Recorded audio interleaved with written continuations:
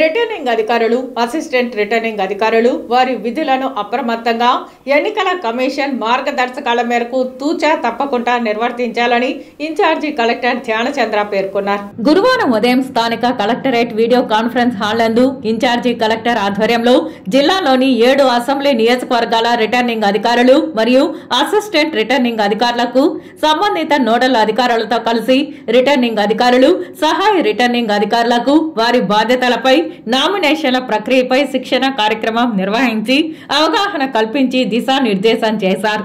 తిరుపతి జిల్లాలో ఎన్నికల విధుల్లో పాల్గొంటున్న అధికారులు ఎంతో బాధ్యతగా సమన్వయంతో విధులు నిర్వర్తించాలని, ఎన్నికల విధులు గతంలో నిర్వర్తించిన అనుభవం ఉన్నా కూడా ప్రతిసారి కొత్తగా ఎన్నికలను చూడాలని, రిటర్నింగ్ అధికారి హ్యాండ్ బుక్ ఎన్నికల మార్గదర్శకాలను పూర్తిగా అవగాహన చేసుకుని తదనుగుణంగా ఎన్నికల విధులు నిర్వర్తించాలని, ఎలాంటి అలసత్వం ఉండరాదని, ఎన్నికల నిర్వహణ ఒక టీం వర్క్ అని పూర్తి సమన్వయంతో విధులు చేపట్టాలని సూచించారు.